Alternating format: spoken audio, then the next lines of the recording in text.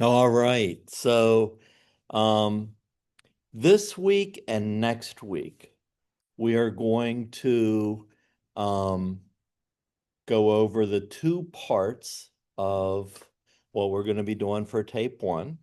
So this week, we're going to go over the first part and then we're going to practice it. And then next week, we're going to go over the second part and we're going to practice it. And then the week after that, we're going to record our first tape. So I guess the main thing is, you know, that's not too far away to do your first tape. So it's not this week or next week, it's the week after. But please practice at home what we're learning this week and next week. Memorize what you need to memorize so that you'll be prepared. Now, um, I think we have an even number. We have an even number here. We have 2, 4, 6, 8, 10 online. 2, 4, 6, 8, 10. So we have an even number online too. It would be okay to do a group of three also, but yeah, we should have an even number online and face to face.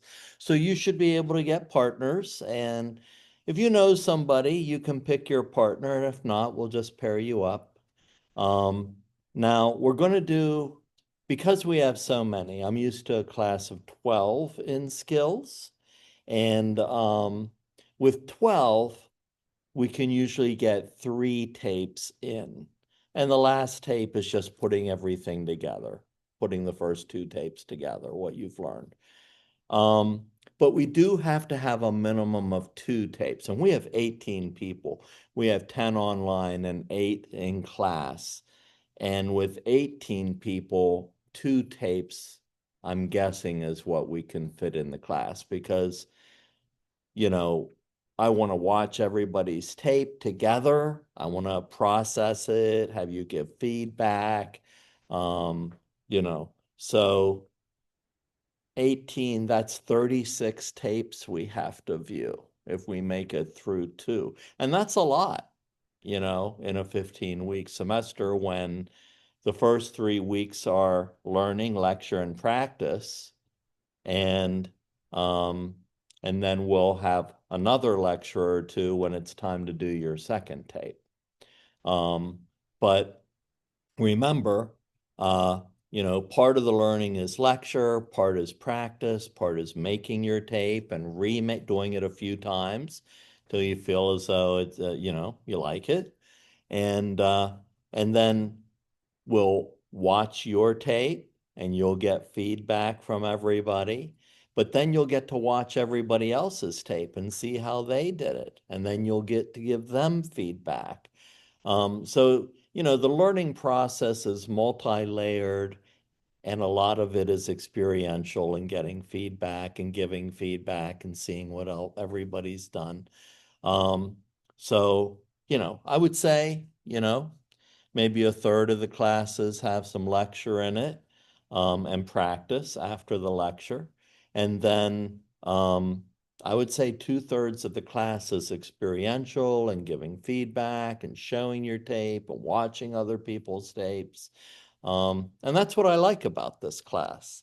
So, uh, yeah, I'm guessing with 18 people we'll probably make it through 2 tapes. But, I think that's fine. We can't make it through less than that. And I do part of it is I do want to give each person's tape the amount of attention that it deserves. I don't want to rush through watching people's tapes. Um, I think for this first tape, we're going to shoot for, um, you know, I would say 25 to 30 minutes or so. I'm going to check the syllabus, see if we put a time in it.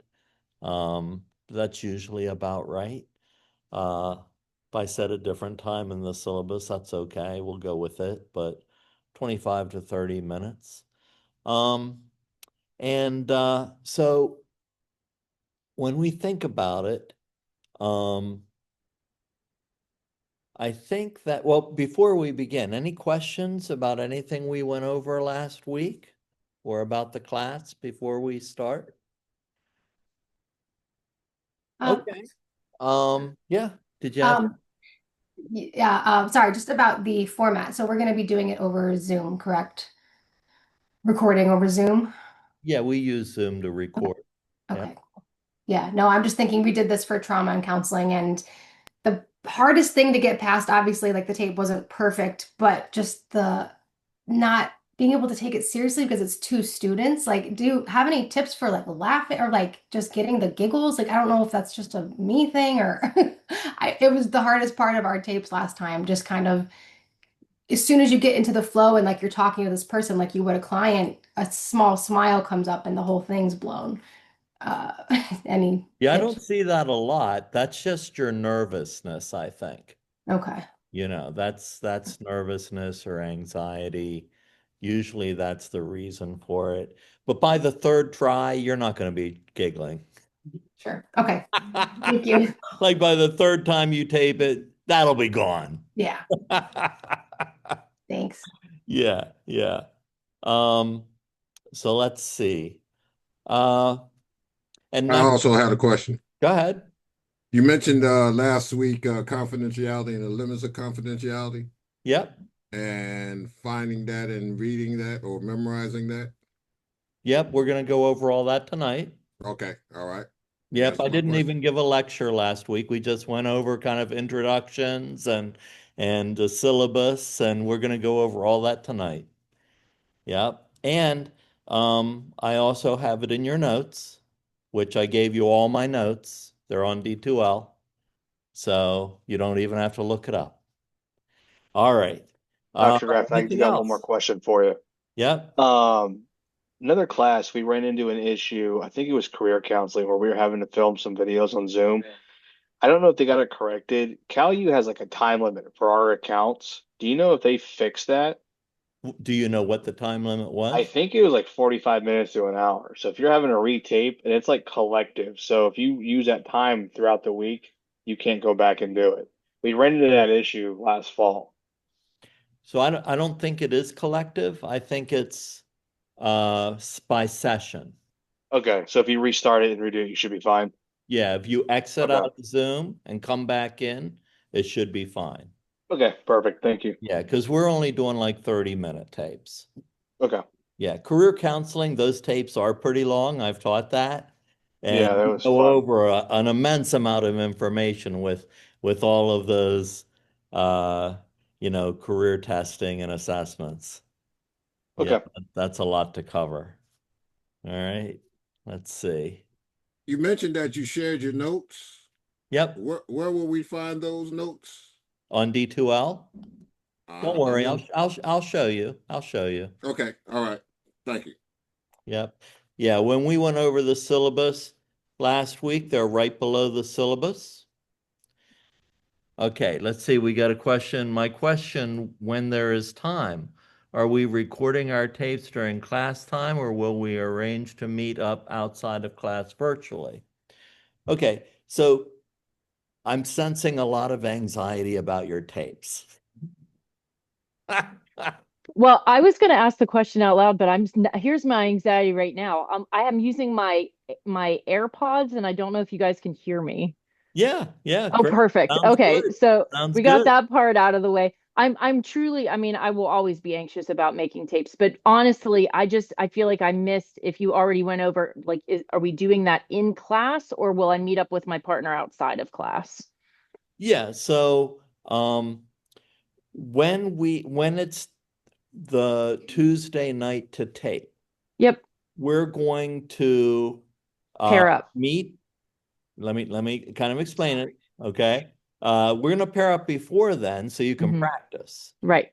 Okay. So you'll be used to your partner for this first tape. So, and you can practice in class after the lectures, you can meet up in between class and practice as much as you want because you'll know who your partner is. Right. So what I found works best is that we all meet up on the night you're going to tape.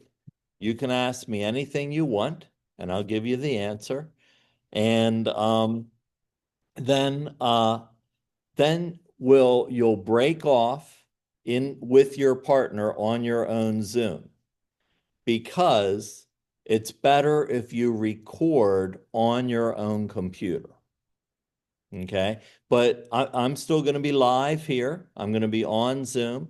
So if you have a question about, something in the counseling session where you didn't know what to say, or you were having trouble with something, or if you were having technological problems, you could come back and ask me the questions, because I'll be here.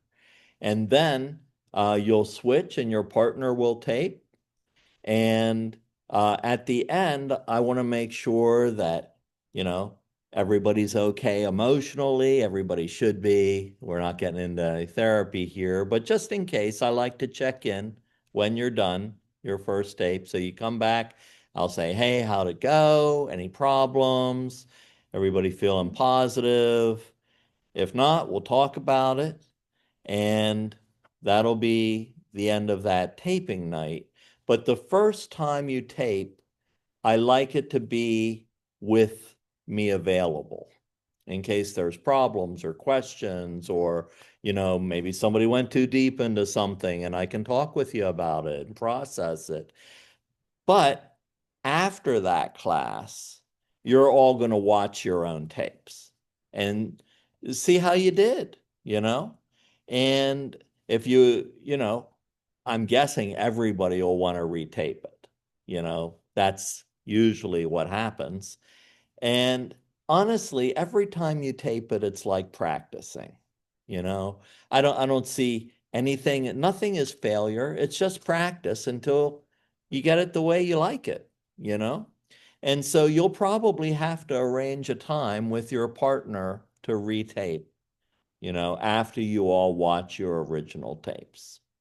So you'll probably have to retape it at least once.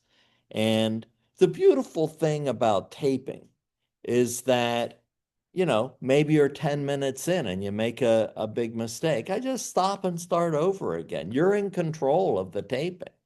And you can do it as many times as you want. It's not a one-time takes all. Do it until you're happy with it. And every time it'll get better, for sure. And like I said, we didn't have the video thing or Zoom, but we would do audio recordings, and I'd drive around in my car and listen to my tapes that I made. And same thing with practicum and internship. I would listen to the tapes with my clients in my car and, think about if I made a mistake or what I could have done better. And then I'd do it again, you know. So I think one of the things that prevents people from doing it again is that they don't want to inconvenience their partner. Oh, this took like an hour. I don't want to inconvenience my partner again. But we're all counselors, we're all students, we're all understanding, and it's okay. I think we'll all be patient with one another. And I don't think that'll be an issue with anybody. So, if you need to retape it, just find a time to do that with your partner. All right, does That's that super helpful. Yes, thank you so much. okay? All right. Well, let's get started on what we're going to talk about tonight.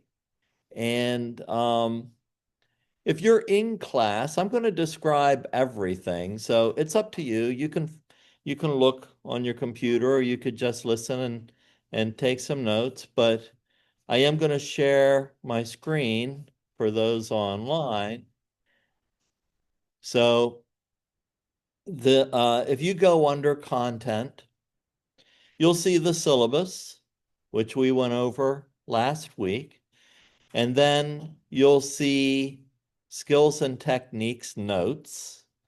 And what I did, like I explained last week, is I just happened to have one of the students in the class was a graduate assistant. And I just had them take notes on the lectures.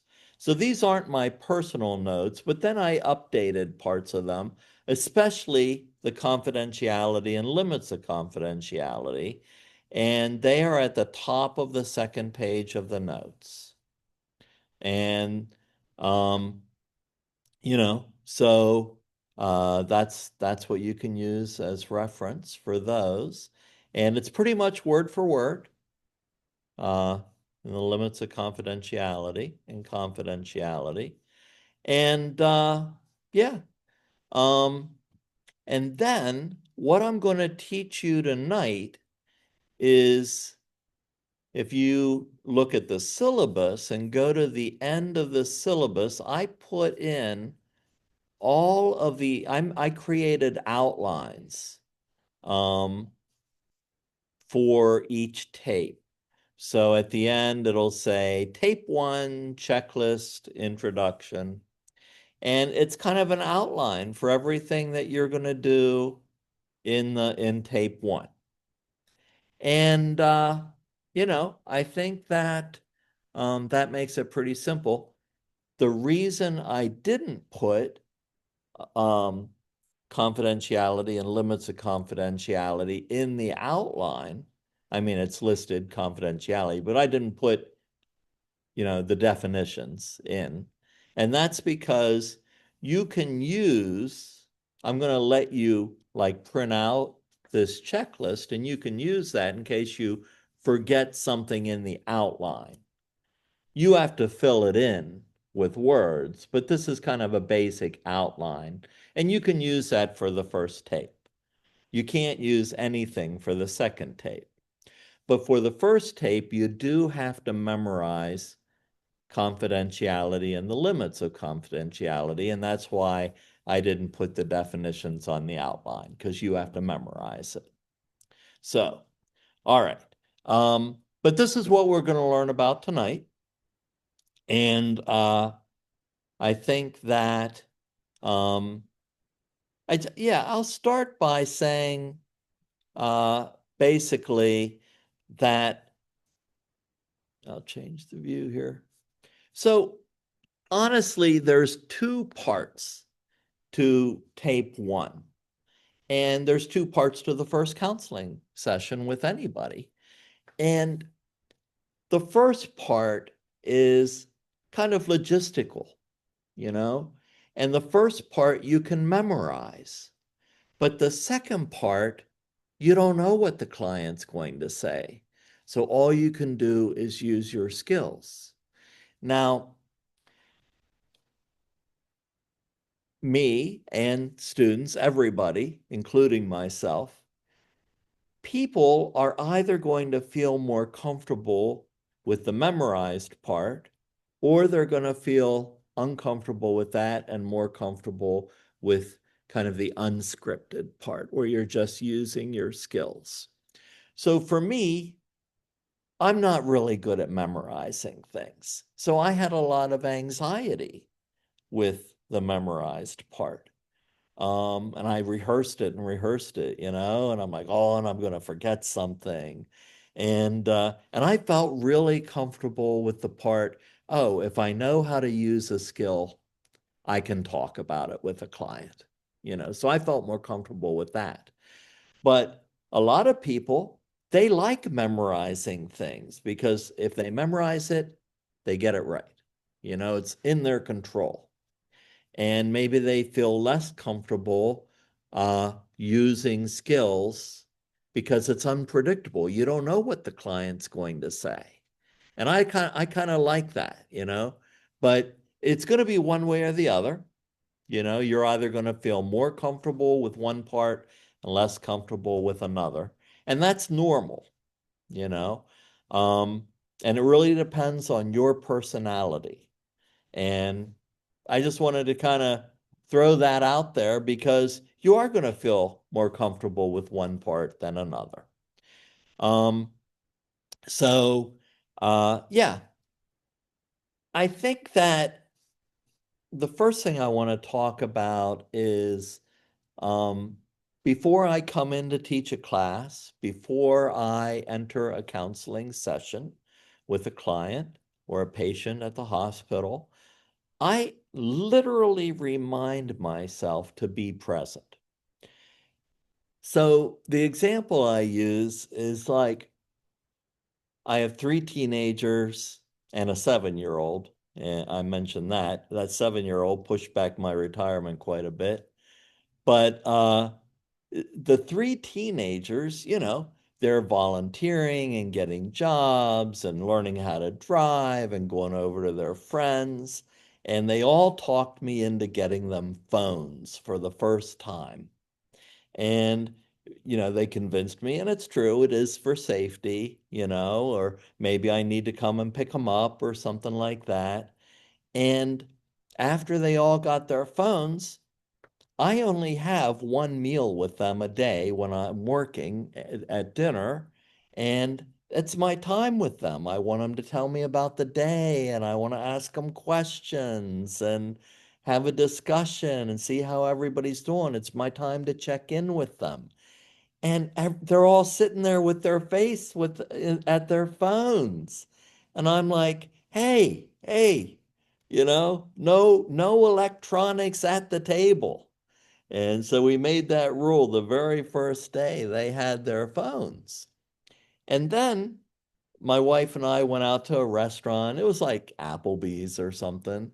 And I see people on dates and I see people with their families, and they're all looking at their phones.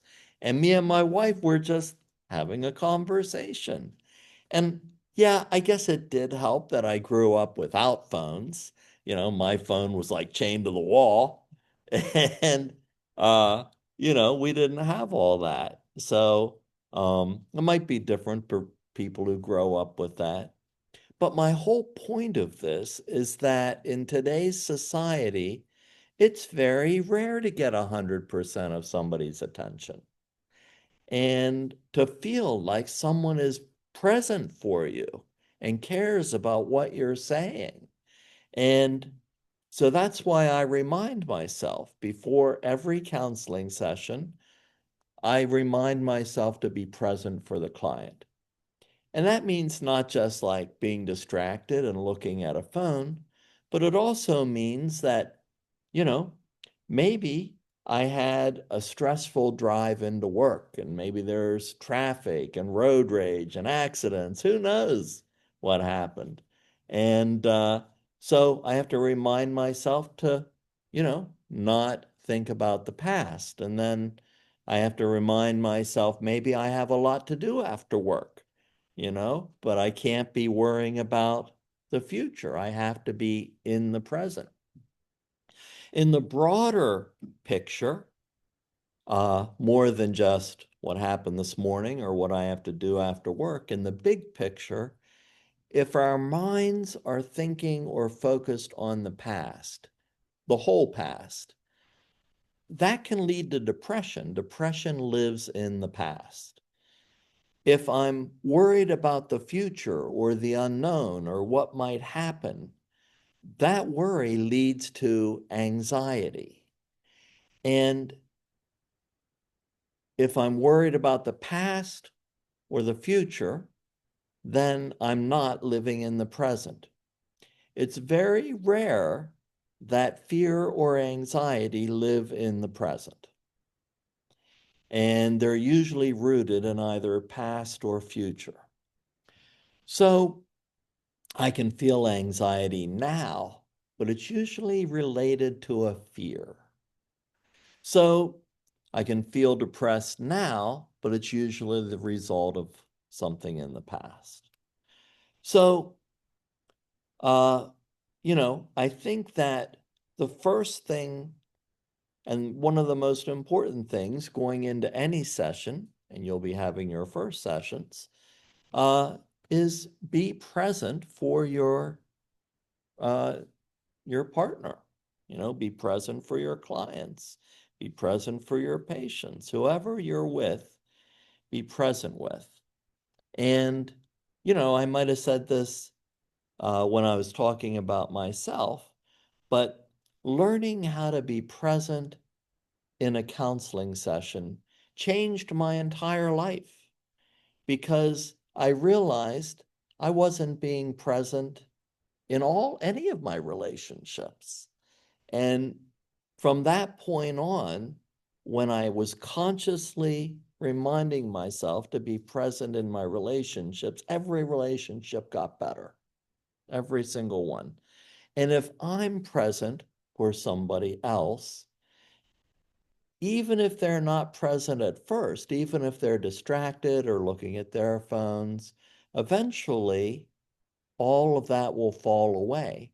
It's hard not to be present if you're with a person who is fully connected and present with you. So it's almost like one of the things that I talk about is, the energy, and this is kind of like new age stuff, but it's really not. It's counseling. It's like the energy that we bring with us to a session really affects the energy we receive from a client. So, yeah, our energy impacts others. And by energy, I'm talking about, are we anxious? Are we sad? Are we worried? Are we nervous? Are we unsure of ourselves? Things like that. And so, one of the things I'm mindful of, and I'll just give the example of me at the hospital, many people get nervous around patients suffering from severe psychosis. And,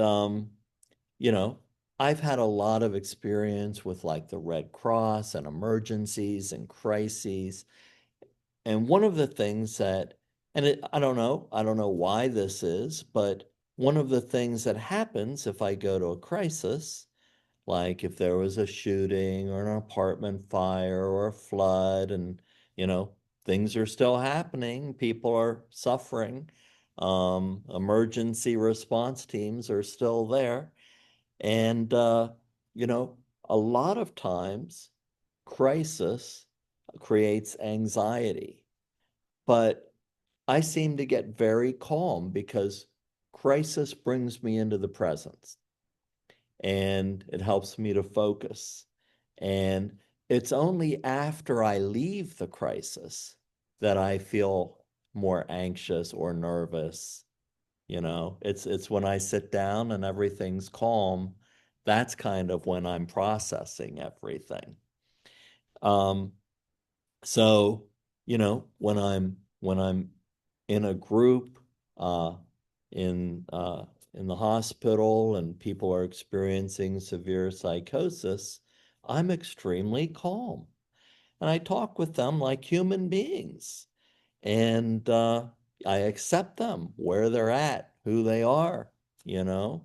And I think that calm, positive energy, I don't treat them like patients. I don't talk with them differently because they're experiencing psychosis. I think that calm, positive energy and humanity, empathy, uh, helps them to feel calm as well.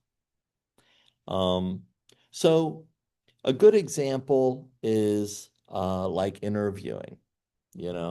So I've been to a lot of interviews as the interviewee. I've interviewed a lot of people. And one of the things that I've learned is that I wouldn't have gotten the interview. Nobody would get the interview if you weren't qualified. So the whole reason we're at an interview is to find the best fit. So I'm thinking about, well, what's the best fit?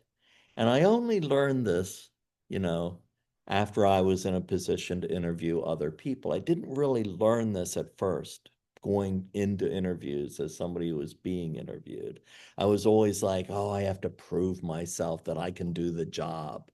But later I realized that, you know, I'm getting the interview because they liked my skills and they thought I could do a good job. But the reason people really interview others is if I'm going to work with somebody 40 hours a week, I want to enjoy being with them. I want them to, take away some of the burden of my duties. And, when we think about how much time we spend at work, that's a big section of your life. You know, I want to enjoy the people I'm working with. And so now, if I go into an interview, I want to tell stories that they'll remember. You know, I can talk about my skills, but if I tell a story about maybe how I was able to help a patient or something like that, they'll remember a story because it's about the human experience. Uh, if I can help them to laugh a couple times, that's really positive energy. And I want to leave that interview and I want them to think, yeah, after a long week, I could probably go have a beer with that guy. Yeah. So that's kind of my goal, you know? And it's about, you know, that positive feeling, that positive energy. And whenever anybody starts taping and a class is new and students are used to having to perform a certain way and to meet certain criteria in order to get that A and succeed and be a good student. But, you know, my goal is for you to be a good therapist. And I don't really care about the grade, but it's hard to set yourself free from those standards that you've learned from kindergarten. It's hard to, you know, watch your tape and say, I'll do it again, no big deal. You know, it's hard not to be nervous when you're recording. And when we learn the first half of this tape, it's the memorized part tonight. And a lot of times people memorize something and they want to make it through what they memorized as quickly as possible and go down that checklist. But if I'm with a client, I don't want it to sound like I'm just reciting something that I memorized. I want it to sound like I'm having a conversation with them. I don't want to rush through it. I want to talk with them slowly and get their response and maybe even promote dialogue. So as you practice this, you know, memorize it, but don't rush through it like a checklist. This is the beginning of your counseling session. And it shouldn't be rushed. It shouldn't be rote memory. Yeah, you need to memorize it, but you need to convey it in a way that is part of a larger conversation with your partner. And so that's why I'm talking so much about being present and, you know, having positive energy and, you know, it all begins with the memorized portion. And you might say, well, why do we need to memorize these things? And granted, most of this stuff, if you're with an agency, will be on a typed sheet of paper, and you give them a copy of it, and you go over all the limits of confidentiality, and they sign the bottom that you reviewed it with them. But, oh, copier machine's broke. Oh, it's an emergency. I'm not at the agency. I was called into somebody's residence from home and I don't have these. So there's going to be instances when you're not going to have them written down for you. There's a few things in this program that I think everybody should memorize. There's the confidentiality and the limits of confidentiality. In the DSM class, I hope they'll teach you a mental status exam so that if you're at a restaurant or something like that and somebody's having a crisis, you can do a quick mental status exam with them. And when the paramedics come, they don't have to do that. You can convey that to them. And it will save them a lot of time. You need to do a mental status exam if you have, you know, a new client in crisis, you know.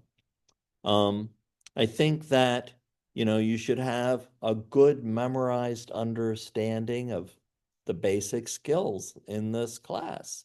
And the basic skills are all person-centered. They're all Rogerian. There's no mystery about them. And we're going to go over them all next week. And you should memorize a couple theories that you'd like to use. You can't memorize the whole DSM, but you should be able to differentiate between criteria and diagnoses.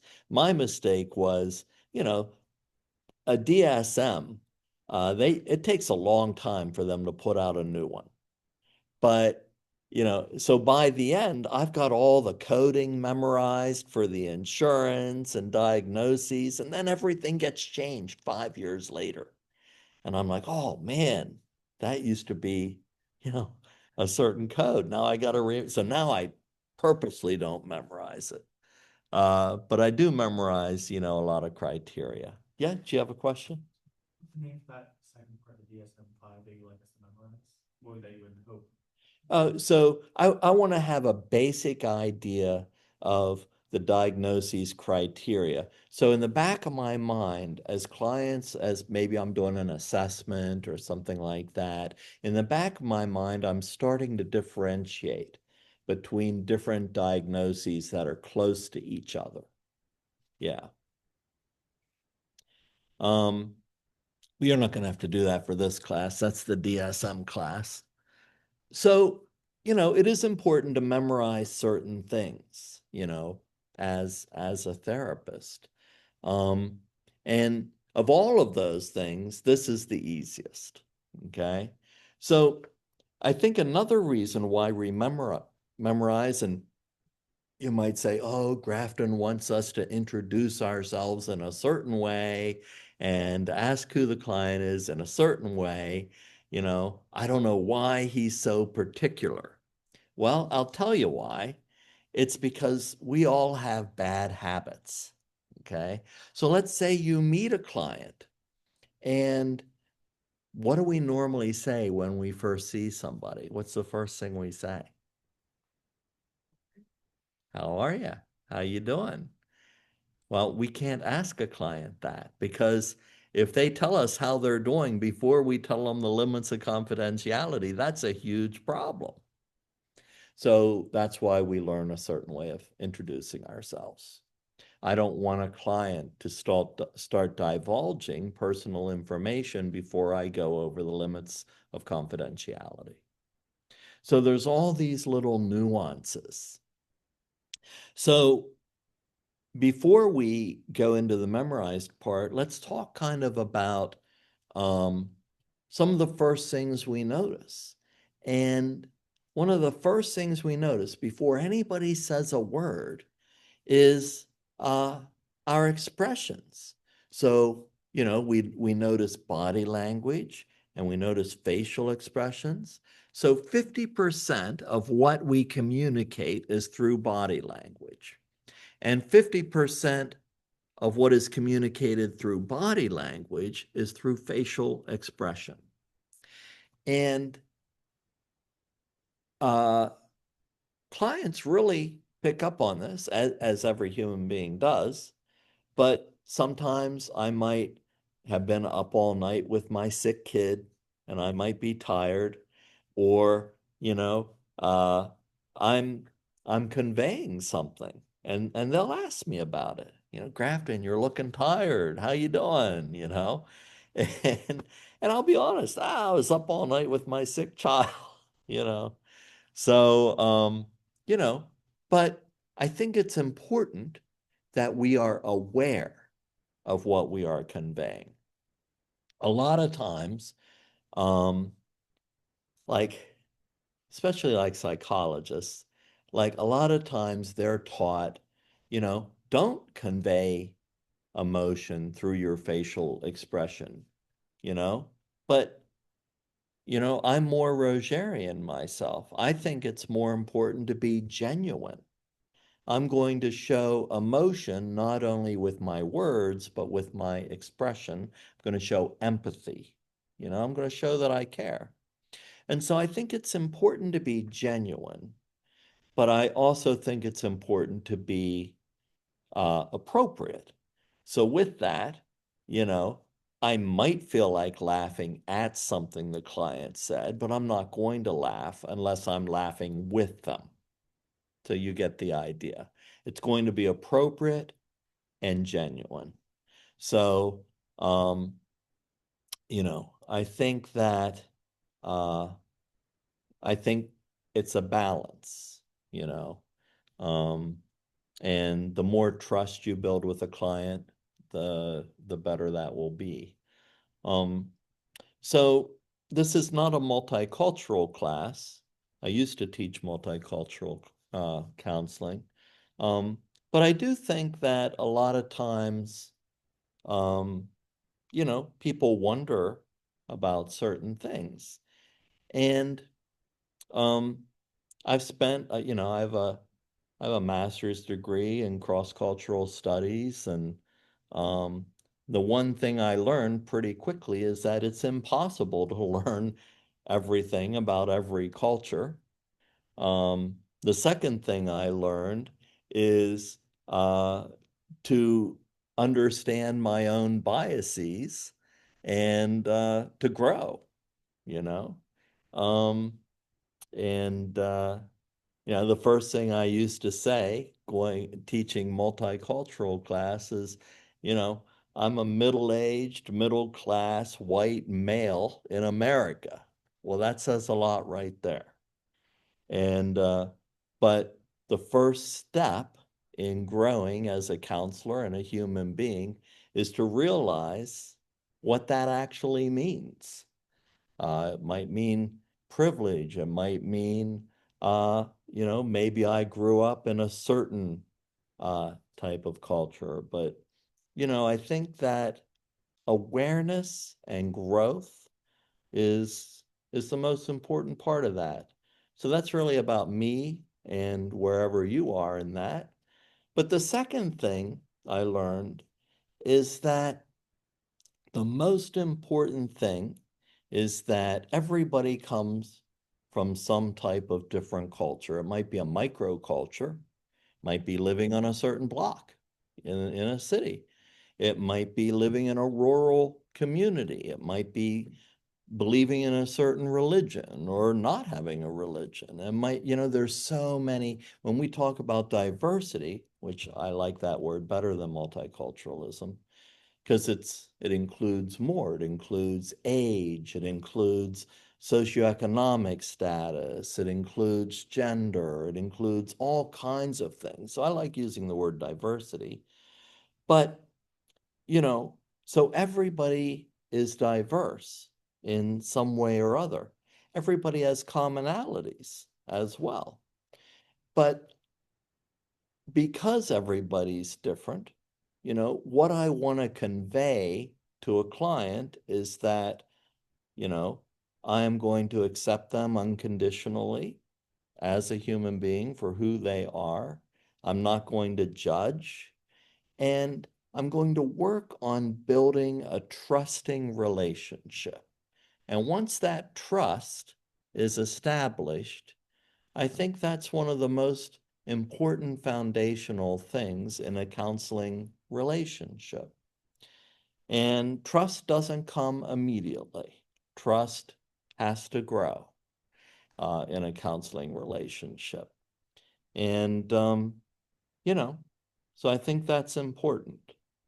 I think that um, the next thing is basically beyond body language and building trust and all those basic Rogerian things like unconditional positive regard and accurate empathic understanding and being authentic and genuine, all promoting that building of trust and understanding. We think about not only our, but also the client's tone of voice, maybe verbal tracking, like how fast they're talking. Did they repeat certain words or themes over and over again? Um, you know, is their vocal tonality loud or extremely soft? Is it forced? Is, what's going on once we move past the body language and facial expressions? The next thing is, the voice. What's going on with that? And all of this is even before what is actually said. I just want to make note of that. I also want to think about, what's my voice like? Am I talking too fast? Am I strained in some way? What am I conveying in my vocal tonality, speed, tracking, level, all of that? All right. The next thing is, a lot of times clients say, well, counselors say, well, I want you to be comfortable. Well, I really don't want my clients to be that comfortable. If you're too comfortable, you're really not working on any issues, because that does bring about a certain level of anxiety. So I normally don't say, I want you to be comfortable. What I want to say is, I want you to feel safe. And by that, I mean safe to share, express, and explore whatever issues they want to work on. And I usually talk with them about, well, I want you to feel safe, to work on whatever issues you're experiencing. And I want to work with you on those. But it may be a little uncomfortable because, a lot of times we experience a little anxiety when we experience either positive change or negative change, or discuss any type of experiences. So safety is the most important thing with that. And I think it's in America, we often think we should be happy. Why? Why should we be happy? Whenever I've grown as a human being, I have not been happy. If I'm happy, I'm cruising along. I don't want to grow at all. I just want to bask in the sunshine. So most of my growth has taken place when I'm not happy. So, I think only in America are we taught that something's wrong if we're not happy. Well, no, we're given the full range of emotion for a reason. And that's so that we can grow and understand and process. So it's okay to experience the full range of emotions. It's only when those emotions, like depression or anxiety, impact our life to the extent that we are not able to function as we normally would, that it becomes an issue. So I think it's also understanding that, maybe we're given these emotions for a reason. Maybe it's okay to be sad or experience grief and loss, or, to feel things like betrayal, or prejudice, or unfairness, or whatever it might be. Those are legitimate feelings. And, there's a reason why we feel these things. And it's good to process that. So, one thing about this class is that we are not going to treat our partner. So we're only going to find the underlying issue. And the way we do that is to find the deepest emotion. The deepest emotion is usually connected with the issue. So that's how we find the issue. So a lot of times, one of the biggest mistakes counselors make is running with a symptom. So the client might come in and they might say, oh, I'm having this issue with my partner. Well, that's what they end up talking about. And I don't. So deeper issues display symptoms. But if we run with the symptom and try to problem solve the symptom, we're never going to find the deeper issue.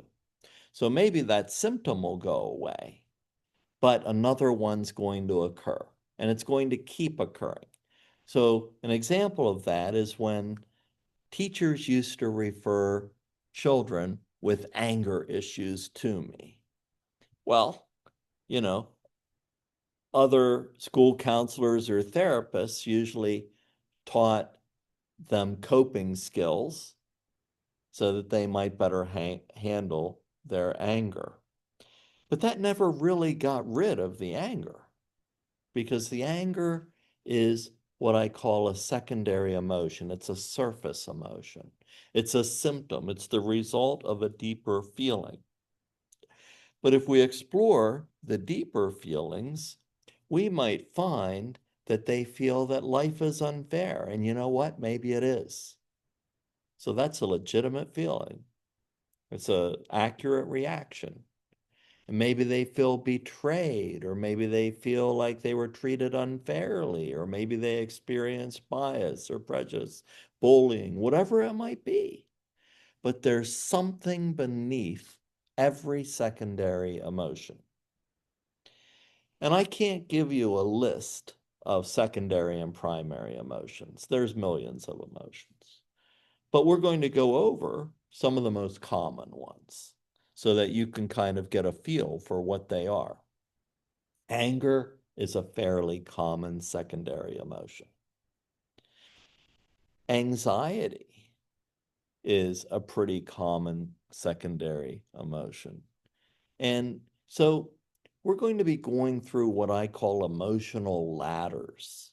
So if you think about anger and we move down the ladder and we might find, oh, the teacher treated me unfairly, nobody understands me, I feel, emotionally unsafe when I'm around my parent and step-parent, I feel that I was abandoned by one of my parents. I feel like that might be my fault in some way that they separated. So you see how we move deeper and deeper and deeper to those underlying emotions until we get to the deepest one possible. And that's probably the real issue. And if we process that real issue, the anger will go away. It's the same thing with anxiety. If we think about anxiety, anxiety is worry. Worry is usually the result of fear. Fear is usually the result of possibly failure. Fear of failure is usually the result of not being good enough. Not being good enough to what? Not being good enough to pass this degree or this class or meet somebody else's expectations. Where did that fear of, failure come from? Well, probably pretty early on, because I felt like I didn't want to be rejected if I didn't meet somebody else's expectations. So fear of rejection. And then we probably incorporated that into acceptance of self at some point in our lives. Wow, I have to be good enough to accept myself. When in reality, we all deserve unconditional love and acceptance for who we truly are, being a human being. Yeah. So you see where these things go. And the way we get to those is through basic Rogerian skills. So let's go over, now that we've kind of gone through the kind of intro to this topic. Well, it's almost 8 o'clock. Let's come back at 10 after 8, and we'll go over what you have to memorize for the tape. So let's take a break till 10 after, and then we'll do the rest.